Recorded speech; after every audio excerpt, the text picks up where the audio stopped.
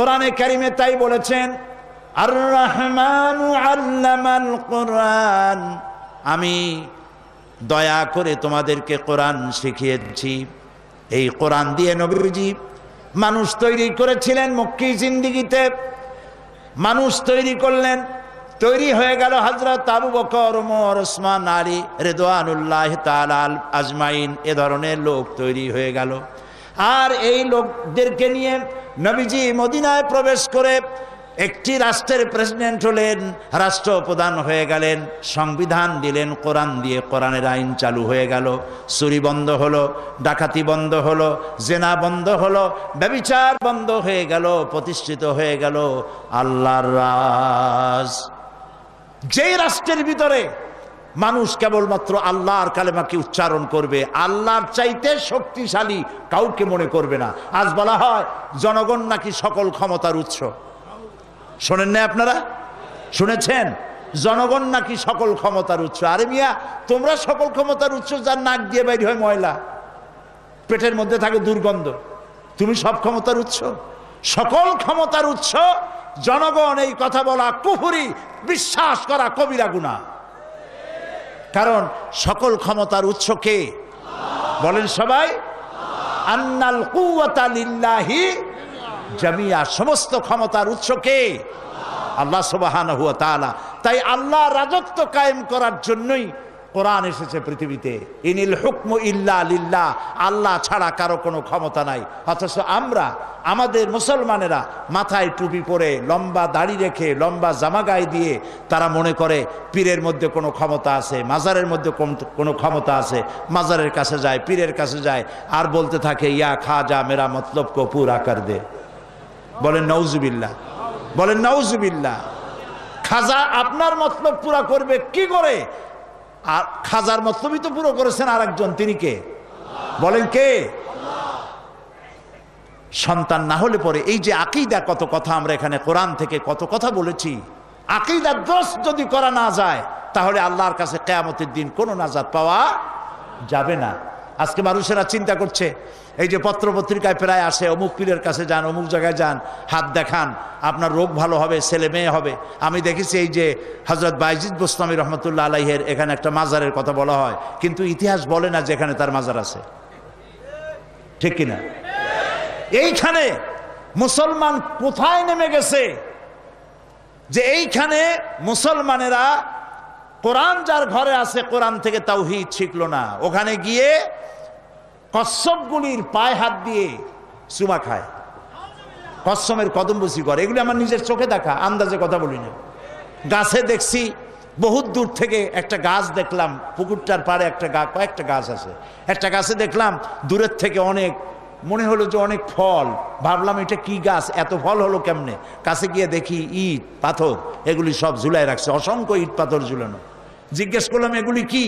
কয়েছে মানুষেরা মানত করে বাঁধে গেছে, বিশেষ করে মেয়ে লোকেরা। কি কিসের মানত? কয়েছে এগুলি হচ্ছে এই যাদের বাচ্চা কাচ্চা হয় না, তো তারা এখানে মনে করে যে এই যে একটা ভার জিনিস, পাথর ইট বাঁধে গেলাম, এগুলি যেমন ভার, এটা বাঁধে যাওয়ার পর আস্তে আস্তে পেটের মধ্যে ভার হইতে হইতে বাচ্চা হয়ে যাবে। নাউযুবিল্লাহি মিন যালিক। বলি নাউযুবিল্লাহি মিন যালিক। জেহালাত কাকে বলে? জেহালাত কাকে বলে? পত্রিকায় দেখলাম হযরত শাহজালাল রহমতুল্লাহ আলাইহির মাজারের সব গজাল মাছগুলি মরে গেছে, তাতে নাকি সেখানের কিছু কিছু লোক কান্নায় ভেঙে পড়ছে। কি আশ্চর্য কথা, কি আশ্চর্য কথা। আরে মুসলমান, সন্তান হয় না তো পীর সাহেবকে দিবে? বিশ্বাস করুন, এ কোরআন আমাদের সামনে, বিশ্বাস করুন, কোন মৃত পীর, কোন জীবিত পীর মানুষকে সন্তান দিতে পারে না, পারে না, পারে না। এটা ঈমান হওয়া উচিত। এটা পড়েন, কোরআন শরীফ পড়েন, কলিজা সাফ হবে। বলেন আলহামদুলিল্লাহ। সূরা আলে ইমরান পড়েন, সূরা আলে ইমরান পড়েন। সেখানে দেখুন হযরতে জাকারিয়া আলাইহিস সালাম আল্লাহর কাছে সন্তান চাইছেন। কার কাছে চাইছেন তিনি? কোন খাজা বাবার কাছে গেছে? হযরত ইব্রাহিম আলাইহিস সালাম সন্তান চাইছেন, কার কাছে চেয়েছে? আল্লাহর কাছে চেয়েছে। হযরতে জাকারিয়া আলাইহিস সালাম আল্লাহর কাছে সন্তান কামনা করলেন। আল্লাহ রাব্বুল আলামিনের পক্ষ থেকে ফেরেশতা জানায় গেলেন, হে জাকারিয়া, আল্লাহ তোমাকে সুসংবাদ শোনাচ্ছেন, তোমার একটা সন্তান হবে, পুত্র সন্তান হবে। আর সন্তান হওয়ার আগেই আল্লাহ রব্বুল আলামিন তার নাম রেখে দিয়েছেন ইয়াহইয়া। আছে না কোরআন শরীফে? হযরত জাকারিয়া বললেন, এটা কেমনে হবে? আমার বউ তো বুড়ি, আমি তো বুড়া, আর আমার বউ হচ্ছে আকিম, বন্ধা, আমার সন্তান কেমনে হবে? আমরা দুজন বুড়া বুড়ি। আল্লাহ রব্বুল আলামিন একটা শব্দ দিয়ে জবাব দিয়েছেন, লম্বা কথা বলেন না, একটা শব্দ বলেছেন, কাযালিক, এইভাবেই হবে যেভাবে আল্লাহ চান। সুবহানাল্লাহ। আল্লাহ সন্তান দিবে, সন্তান বানাবেন, বাপের দরকার নাই, খালি একটা মেয়ে লোক হলেই সারলো, সন্তান দিবেন, হয়ে যাবে। হয়েছে না? কে হয়েছে? ঈসা আলাইহিস সালাম। আল্লাহ মানুষ বানাবেন, বাপেরও দরকার নাই, মায়েরও দরকার নাই, খালি কতটুক মাটি হইলেই সারলো। কারে বানাইছে? বানান নাই আল্লাহ তাআলা। তো সেই আল্লাহ থুই আপনারা জান কই? ফাইনা তাযহাবুন, ফাইনা তাযহাবুন, কোথায় যাচ্ছেন? এখানে ওলামার সমাবেশ হয়েছিল, আলেমদের সমাবেশে আমরা কথা বলেছি। আজকে সেই কথা কোরআনের আলোকে শোনাতে চাই। কোরআন তাবিজের কিতাব নয়, কিসসার কিতাব নয়, গল্পের কিতাব নয়। কোরআন এসেছে আকীদা দুরস্ত করার জন্য। এক আল্লাহ ছাড়া কারো মধ্যে কোনো শক্তি আছে কেউ কিছু দিতে পারে? মানি না, মানি না, মানি না। আজ কোন পীরকে বলা হয় দিন দুনিয়ার মালিক বাবা অমুক ভান্ডারী, বলেন নাউজুবিল্লাহ, বলেন নাউজুবিল্লাহ। দিন দুনিয়ার মালিক তিনি। আর যিনি মারা গেছেন তিনি কি বলে গেছেন যে আমার নামে এরকম গান তোমরা বানাও? বলেন, বলে গেছে? আর হিন্দুরা পর্যন্ত সেখানে তার নামে গান বানায়, হিন্দু মুসলমান সব জায়গায় সেজদা দিতেছে। নাউজুবিল্লাহ, বলেন নাউজুবিল্লাহ। ইন্না লিল্লাহি ওয়া ইন্না ইলাইহি রাজিউন। মাজারে পাইছেন কি? মাজারে পয়সা দেন কেন? কেন টাকা দিবেন? কেন পয়সা দিবেন? মাজারে চাদর দিবেন কেন? গম্বুজ চালাবেন কেন? বহুবার বলেছি, প্রাণের আবেগ দিয়ে বলছি, তাফসীর শুনে লাভ কি? যদি নিজেদেরকে ইসলাহ করতে না পারলাম, জান্নাতুল বাকিতে যাইয়া দেখেন নাই কারা শুয়ে আছে?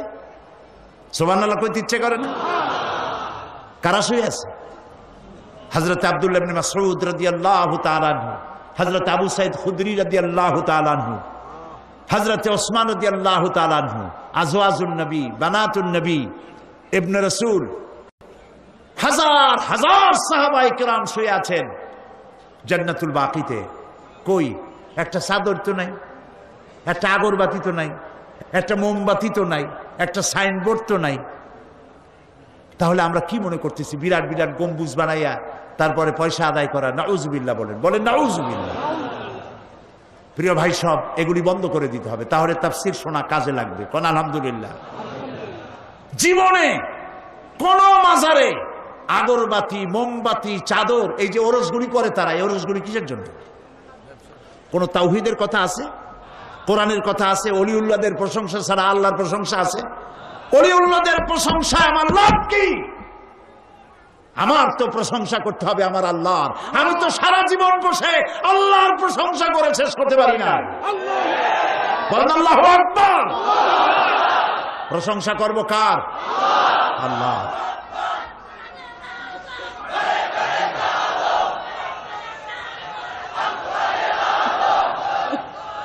প্রিয় ভাই সব, প্রশংসা হবে আল্লাহ পাকের, প্রশংসা হবে আল্লাহ রসুলের। কোন মাজারের, ওরসের এই সব জায়গায় টাকা দেওয়ার কোনো জরুরত নাই। টাকা দিবেন মাদ্রাসায়, মসজিদে, এতিমখানায়, গরিবদেরকে সাহায্য করবেন, আল্লাহ তাআলা আপনাদেরকে সাহায্য করবেন। বলেন আমিন। প্রিয় ভাই সব, এই শিরক এবং বেদাত থেকে আমাদেরকে মুক্ত হতে হবে। আল্লাহ তাআলা কোরআনে কারীমের মধ্যে বলছেন, وَقَدِمْنَا إِلَى مَا عَمِلُوا مِنْ عَمَلٍ فَجَعَلْنَاهُ هَبَاءً مَنْثُورًا।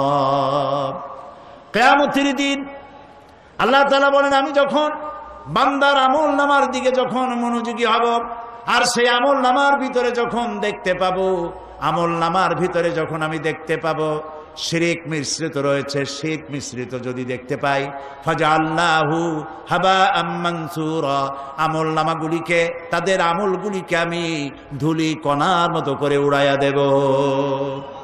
নামাজ, রোজা, হজ, যাকাত দিয়ে কোনো কাজ হবে না। আমলকে সহি করতে হবে, তাওহীদপন্থী হতে হবে, শিরক এবং বেদাত থেকে বাঁচতে হবে। আমরা কি ওয়াদা করতে পারবো যে জীবনে কোন মাজারে 4 পয়সা সাহায্য করব না? চাদর দেব না, আগরবাতি দেব না, মোমবাতি দেব না, গোলাপ পানি দেব না। কারা কারা রাজি হাত উঁচু করে দেখান।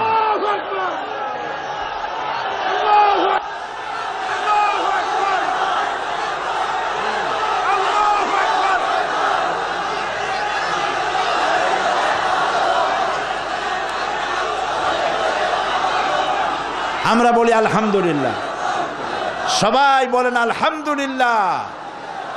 প্রিয় ভাই সব, আল্লাহ তাআলা যেন আমাদের এই কথাগুলি আমল করার তৌফিক দেন, বলে আমিন। নবী করিম সাল্লাল্লাহু আলাইহি সাল্লাম পৃথিবীতে এসেছিলেন আল্লাহর একত্ববাদকে প্রতিষ্ঠিত করার জন্য। বান্দা আর আল্লাহ, মাঝখানে নেতা হচ্ছেন মুহাম্মদুর রাসূলুল্লাহ সাল্লাল্লাহু আলাইহি সাল্লাম। এর মাঝখানে আর কোনো পীর খাজা বাবা যেন না ঢোকে। কলিজা থেকে সকল প্রকারের ভয় ভীতি উঠায় ফেলতে হবে। এই কলিজার মধ্যে ভয় থাকবে কার? চিল্লায় বলুন কার? আর এই কলিজার মধ্যে মহব্বত থাকবে কার? আল্লাহ এবং রাসূলের। আল্লাহ এবং রাসূলের। প্রিয় ভাই সব, কোরআনে কারীম সর্বোত্তম ব্যক্তি কে? নবী করিম সাল্লাল্লাহু আলাইহি সাল্লাম বলেছেন, খায়রুকুম মান তাআল্লামাল কুরআনা ওয়া আল্লামাহু। তোমাদের মধ্যে উত্তম হচ্ছে সেই ব্যক্তি যে ব্যক্তি নিজে কোরআন শেখে এবং অপরকে শিখায়। কারণ কোরআন হচ্ছে ফুরকান।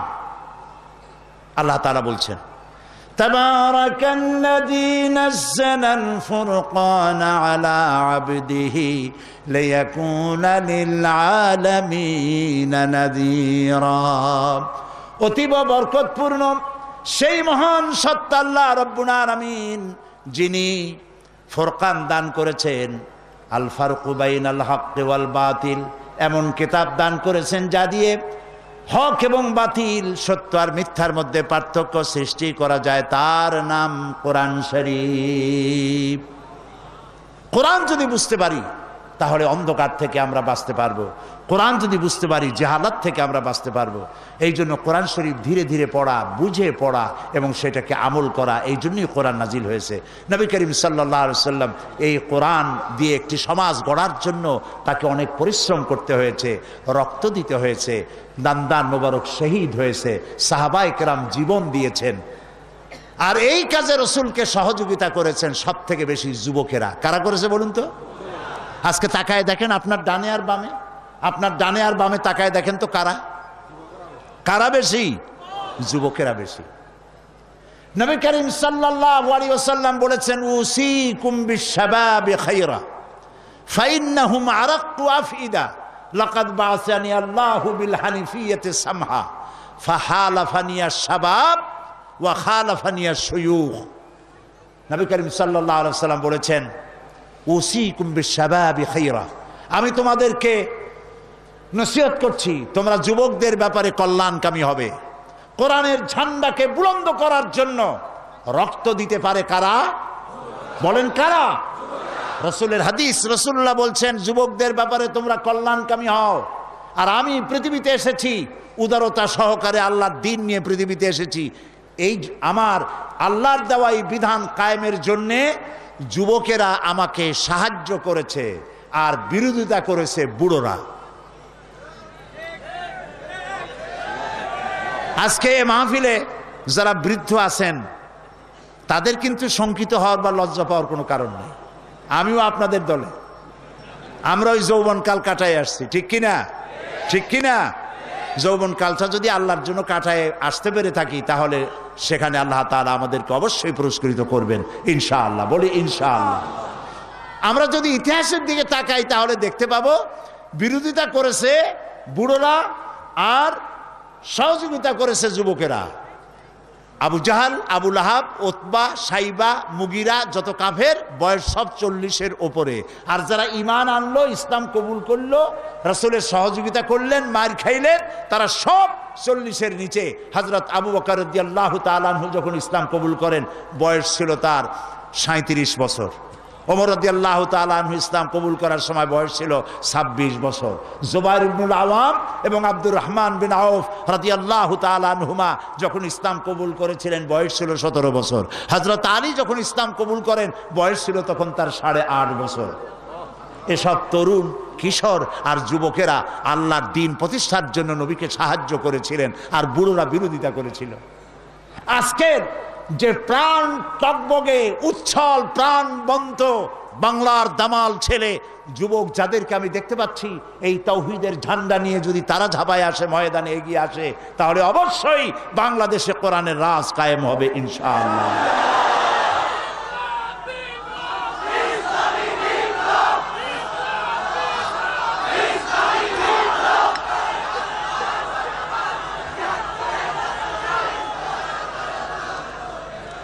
প্রিয় ভাই সব, আমরা দেখতে পাই যুবকরা যে সব থেকে বেশি কোরআনের জন্য যারা জীবন দিলেন, যুবকরাই তার মধ্যে বেশি ছিল। হযরতে আব্দুল্লাহ, যার নাম ছিল আব্দুল উজ্জা, আব্দুল উজ্জা বয়স ছিল 20 বছর। নবী করিম সাল্লাল্লাহু আলাইহি সাল্লামের পর ঈমান আনার জন্য মন ছিল তার খুবই কাতর, কিন্তু চাচার অধীনে ছিলেন বলে তিনি আসতে পারতেছিলেন না। নবী করিম সাল্লাল্লাহু আলাইহি সাল্লাম হিজরত করলেন। আব্দুল উজ্জার মন কাঁদতে লাগলো যে ইসলাম কবুল করতে পারলাম না। তিনি চলে গেলেন চাচার কাছে, বললেন, চাচা, মুহাম্মদ সাল্লাল্লাহু আলাইহি সাল্লাম যে আখিরি জামানার পয়গম্বর, সে ব্যাপারে আপনার মত কি? তিনি বললেন, আমারও তো তাই মনে হয়। আচ্ছা, আপনি কি ঈমান আনবেন? কয় না, ঈমান আনবো না। আব্দুল উজ্জা বলল, আমি তো চিন্তা করছিলাম আপনি ঈমান আনবেন, আর তাই দেখে আমি ঈমান আনবো, কিন্তু আমার তো কপাল খারাপ, আপনি ঈমান আনলেন না। তাহলে আপনি সাক্ষী থাকুন, আমি কিন্তু মুসলমান আগেই হয়ে গেছি মনে মনে। আপনারে শুনাইয়া পড়লাম লা ইলাহা ইল্লাল্লাহু মুহাম্মাদুর রাসূলুল্লাহ। চাচা বলছে, ভাতিজা তুমি কি জানো এটার পরিণতি কি? কয় না, জানি না। এটার পরিণতি হলো তোমার বাড়ি ঘর জায়গা জমিন উট ছাগল যা দিচ্ছি সব আমার, এগুলো সব ফেরত দিতে হবে। তিনি বললেন, সব ফেরত দেওয়ার জন্য আমি প্রস্তুত। চাচা বলল, শুধু তাই না, তোমার পরনে যে কাপড় আছে, গায়ে জামা আছে, ওটাও আমার দেওয়া, এটাও দিয়ে ফেরত দিতে হবে। অবলীলাক্রমে মুখ বুঝে আব্দুল্লাহ গায়ের জামা পরনের লুঙ্গি খুলে দিয়ে দিল। না, হাদিস। আব্দুল্লাহ, আব্দুল উজ্জা তখন নাম, তিনি এই ল্যাংটা অবস্থায় মায়ের কাছে গিয়ে হাজির হলেন। মা তার উলঙ্গ যুবক ছেলেকে দেখে 2 হাতে চোখ চেপে ধরেছেন, নিজের চোখ। বললেন, তোমার এই দুর্দশা কেন? ছেলে বলল, মা, ঈমান আনতে গিয়ে সব হারাইছি, কিন্তু ঈমান হারাই নাই। তুমি আমার কাছে কি চাও? আব্দুল্লাহ বলল, আব্দুল উজ্জা বললেন, কিছু চাই না মা, আমি এই দেশে থাকতে পারবো না, আমি চলে যেতে চাই আমার মাহবুব সরওয়ারে কায়নাত মুহাম্মদ রাসূলুল্লাহ সাল্লাল্লাহু আলাইহি ওয়াসাল্লামের মদিনায় যাইতে চাই, কিন্তু আমি ল্যাংটা যাবো কেমনে? আমার একটু কাপড় দেন। মা বলল, আমার কাছে তো অতিরিক্ত কাপড় নাই, আছে একটা ছেঁড়া কম্বল। দেন সেইটা। ছেঁড়া কম্বলটা পরলেন, সেটা হাঁটু ঢাকলো না। এই অবস্থায় পায়ে হেঁটে দিনের পর দিন খেয়ে না খেয়ে যুবক আব্দুল উজ্জা চলে গেলেন মসজিদে নববীতে।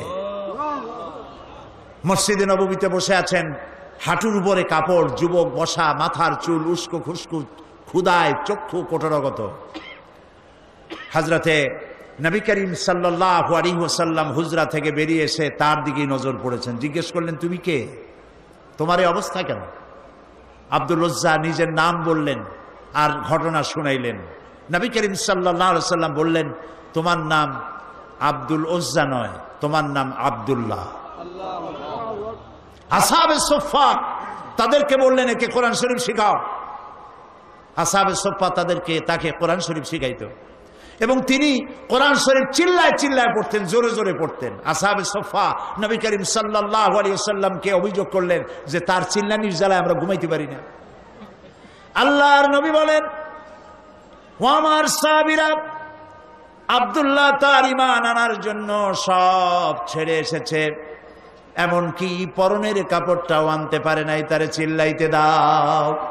প্রাণ ভরে তাকে তেলাওয়াত করতে দাও, কারণ চড়া দাম দিয়া সে ঈমানকে রক্ষা করেছে। ইত্তাব শরীফ, তাবুকের যুদ্ধ শুরু হয়ে গেল, যুদ্ধের দামামা বেজে উঠল। নবী করিম সাল্লাল্লাহু আলাইহি ওয়াসাল্লাম সাহাবায়ে কেরামদের কাছে, সাহাবায়ে কেরামের কাছে চাঁদা চাইলেন। রোমানদের বিরুদ্ধে যুদ্ধ হবে, যার কাছে যা আছে নিয়ে আসো। সবাই দিতে লাগলো, সোনা দিল, দানা দিল, অস্ত্র দিল, টাকা দিল, পয়সা দিল। সব নবীজির সামনে স্তূপ হয়ে গেছে, নবীজিকে ওপাশ থেকে দেখা যায় না। আল্লাহর নবী বললেন, তোমরা তো সবাই দিলে, কিন্তু আবু বকর কোথায়, তারে তো দেখি না। হযরতে আবু বকর রাদিয়াল্লাহু তাআলা আনহু একটি খুঁটির আড়ালে দাঁড়ানো ছিলেন, সেখান থেকে তিনি বেরিয়ে আসলেন। হাতে একটা ছোট্ট টোপলা ছিল, তিনি তা ধরিয়ে দিলেন নবীর হাতে। নবীজি টোপলাটার মুখ ছেড়ে যখন ঢাললেন, দেখা গেল তার থেকে বেরিয়ে এসছে কয়েক কেজি গম আর কিছু দিরহাম।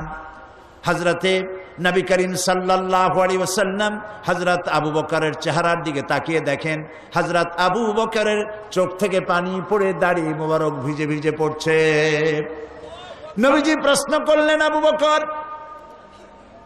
হযরত নবীজি সমস্ত সাহাবীদের দিকে তাকায় বললেন, ও আমার সাহাবীরা, রোমানদের বিরুদ্ধে লড়াই করার জন্য তোমরা যত যা কিছু আজ সাহায্য করেছো, সকল সাহায্যের চাইতে আবু বকরের দান আল্লাহর কাছে বেশি মর্যাদা হয়ে গেছে। তাদের ধারণা হলো, তা কেমনে হলো, এত এত দিলাম। নবীজি জিজ্ঞেস করলেন, ওমর কত দিছো, বাড়ি কত? ওসমান কত দিছো, বাড়ি কত?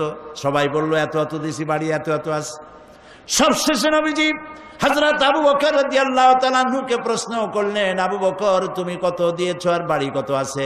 হযরত আবু বকর রাদিয়াল্লাহু তাআলা আনহু বললেন, ইয়া রাসূলুল্লাহি, আবু বকরের ঘরে জাগতিক সম্পদ বলতে যা বুঝায় সব এনে নবীজির কদম মোবারকে হাজির করে দিয়েছি।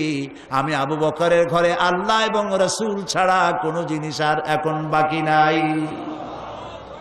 নবীজি 30,000 সৈন্য নিয়ে আগালেন জিহাদের জন্য। প্রতিমধ্যে হযরতে আব্দুল্লাহ নবীজির সামনে এসে দাঁড়ালেন, বললেন, ইয়া রাসূলুল্লাহ, আমি আমার নজরে তাকায় দেখলাম সাহাবায়ে কেরাম যার কাছে যা ছিল সব আপনার পায়ের উপরে, আপনার কদম মোবারকে উৎসর্গ করেছে। আমার কিছু নাই, এই যুদ্ধে কিছুই দিতে পারলাম না। আমি শুধু দোয়া চাই, হে রাসূল, আমার সবচাইতে প্রিয় জীবনটা যেন এই জিহাদে আমি দান করে দিতে পারি। প্রিয় ভাইয়েরা আমার, নবীজি বললেন, একটা গাছের ছাল নিয়ে আস। একটা গাছের ছাল আনা হলো। নবীজি গাছের ছালটা নিয়ে হযরত আব্দুল্লাহর হাতে বেঁধে দিয়া বললেন, রব্বুল আলামিন, আমি আব্দুল্লাহর রক্তকে কাফেরদের জন্য হারাম বানাইয়া দিলাম। হযরত আব্দুল্লাহ বলেন, ইয়া রাসূলুল্লাহ, আমি চাইলাম শহীদ হওয়ার জন্য, আর আপনি আমার রক্ত কাফেরদের জন্য হারাম করে দিলেন। নবীজি বললেন, আব্দুল্লাহ, এখন যদি তোমার মওত জ্বরেও হয়, শহীদি মওত হয়ে যাবে। নবী করিম সাল্লাল্লাহু আলাইহি ওয়াসাল্লাম রোমানদের সাথে লড়াই করার জন্য চলে গেলেন তাবুকে। রোমান সৈন্যরা যখন শুনেছে যে আল্লাহর নবী নিজে আসতেছেন, আর তার সাথে রয়েছে 30,000 সৈন্য, 2 লক্ষ কাফের সৈন্য সমানে পালাইছে উল্টা দিকে, জিহাদের ময়দানে আর আসে নাই। রাসূলুল্লাহ তাবুকে পৌঁছে গেলেন। 20 দিন এখানে তিনি অপেক্ষা করলেন। একদিন নবীজির কানে খবর এলো, কেউ এসে খবর দিলেন, ইয়া রাসূলুল্লাহ, আপনি যে আব্দুল্লাহকে মহব্বত করেছিলেন, গাছের ছাল পরায় দিয়েছিলেন, সেই আব্দুল্লাহ কয়েকদিন জ্বরে ভুগে এই গত রাত্রে ইন্তেকাল করেছেন। নবীজি বললেন, তাকে দাফনের ব্যবস্থা করো। কাফন পরানো হলো, দাফনের ব্যবস্থা করা হলো। কবরের ভিতরে একজন নামলেন, আর 2 জন বহন করে নিয়ে এলো লাশ। একজনে একটা বাতি ধরায় রাখলো, রাতের বেলায় টিম টিম করে বাতি জ্বলে। যিনি কবরে নেমেছেন তিনি বলছেন, তোমরা যে লাশ বহন করে আনতেছো, এই লাশের প্রতি তোমাদের ভাইয়ের প্রতি আদব করো, যত্ন করো, সম্মান করে নিয়ে এসো, আদবের সাথে নামাও। যিনি কবরের ভেতরে বসে এই লাশ ধরলেন তিনি আর কেউ নয়, বিশ্বনবী মুহাম্মদুর রাসূলুল্লাহ সাল্লাল্লাহু আলাইহি সাল্লাম নিজে কবরে দাঁড়ায়া লাশ নামাইয়া দিলেন। যারা লাশ বহন করে আনলেন তারা ছিলেন হযরত আবু বকর, হযরত ওমর রাদিয়াল্লাহু তাআলা আনহুমা। যিনি বাতি ধরিয়ে রাখছিলেন তিনি হযরত বেলাল। নবী করিম সাল্লাল্লাহু আলাইহি সাল্লাম নিজ হাতে আব্দুল্লাহকে শোয়াই দিয়া কবরের উপরে সে মাটি দিয়ে নবীজি দুই হাত আল্লাহর দরবারে উঁচু করে বলেন, রব্বুল আলামিন, এই কবরের মধ্যে আব্দুল্লাহকে শোয়াই দিলাম।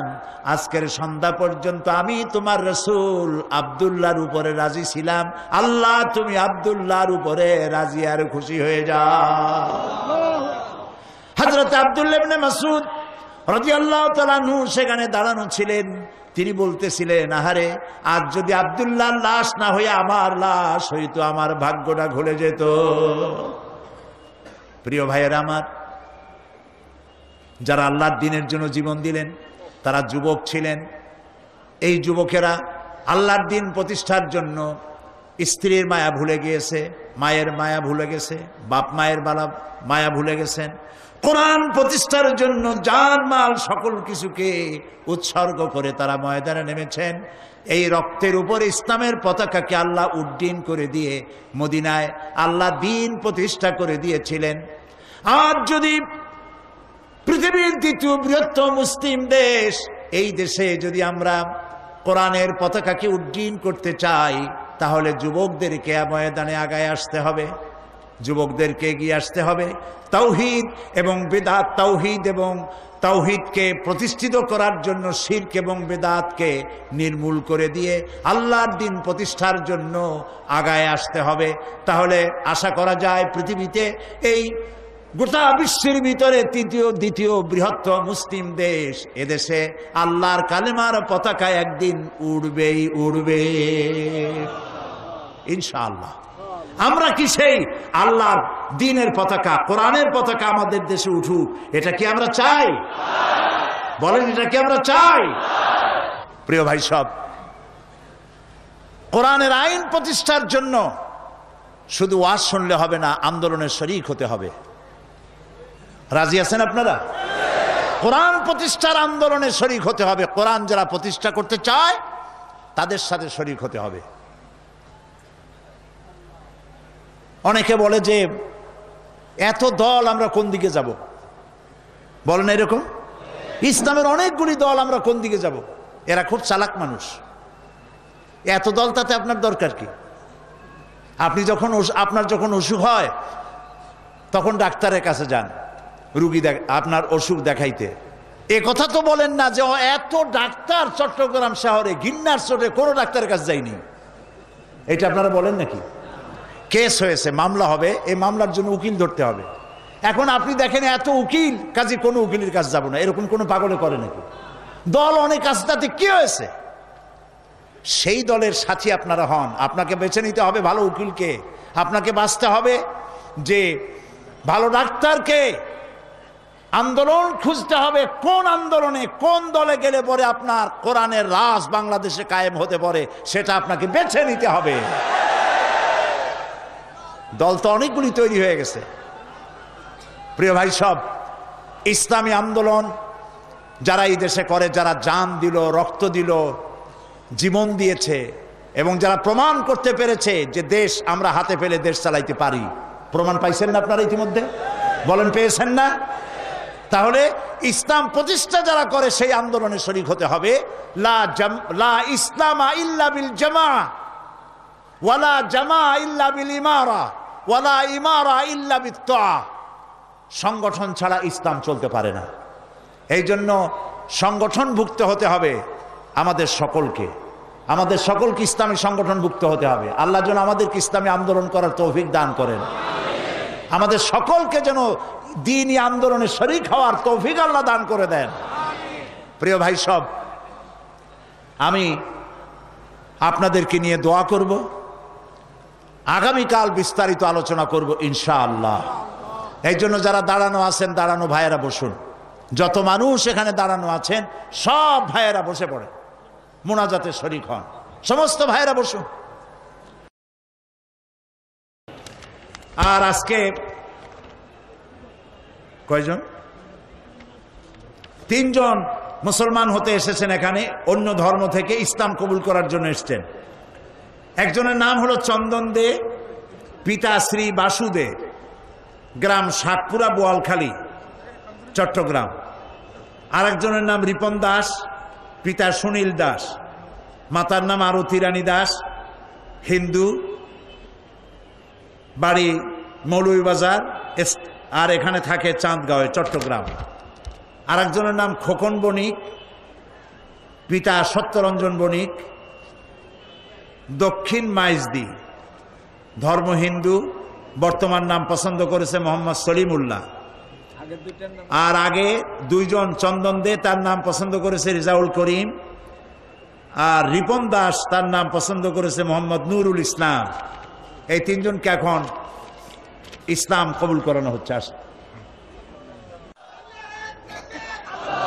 লা ইলাহা ইল্লাল্লাহু মুহাম্মাদুর রাসূলুল্লাহ। আল্লাহ ছাড়া কোনো ইলাহ নাই, মাবুদ নাই। মুহাম্মদ সাল্লাল্লাহু আলাইহি ওয়াসাল্লাম আল্লাহর প্রেরিত রাসূল।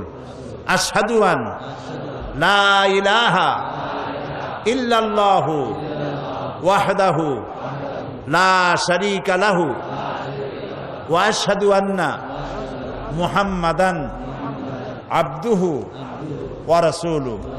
আমি সাক্ষ্য দিচ্ছি আল্লাহ ছাড়া কোনো ইলাহ নাই, মাবুদ নাই, উপাস্য নাই। তিনি এক, তিনি একক, তার কোনো অংশীদার নাই। আমি আরো সাক্ষ্য দিচ্ছি মুহাম্মদ সাল্লাল্লাহু আলাইহি ওয়াসাল্লাম আল্লাহর বান্দা এবং তার প্রেরিত রাসূল। আসসালামু আলাইকুম। আপনাদেরকে সালাম দিচ্ছে, সালামের জবাব দেন। এখন আমাদের এই 3 মুসলিম ভাই, আমাদের তৌহিদপন্থী ভাই, যা এতক্ষণ পর্যন্ত, এক মুহূর্ত পর্যন্ত ছিল মুশরিক, এখন আমাদের ভাই। কি হলো? আমাদের। আর এদের এই কালিমা পড়ার আগ পর্যন্ত যত গুনাহ করেছে সমস্ত গুনাহ খাতা আল্লাহ তাআলা মাফ করে দিয়েছেন। হাদিস অনুযায়ী তারা এখন নিষ্পাপ, মাসুম, বেগুনাহ। এই বিশাল জনসমুদ্রের পক্ষ থেকে ইসলাম কবুল করার জন্য আমি তাদেরকে আলিঙ্গন করি।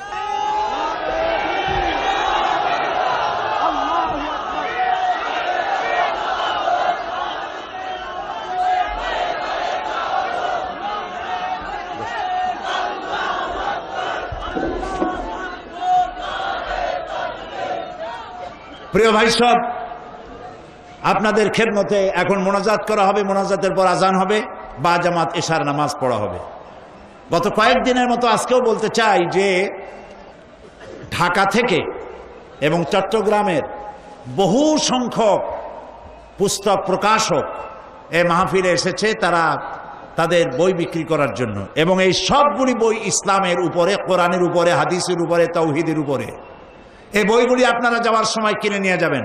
বিশেষ করে কোরআন আলোচনা এইখানে 5 দিন শুনে কিচ্ছুই বোঝা যাবে না। কোরআন সূরা ফাতিহা থেকে সূরা নাস পর্যন্ত সবটা পড়তে হবে।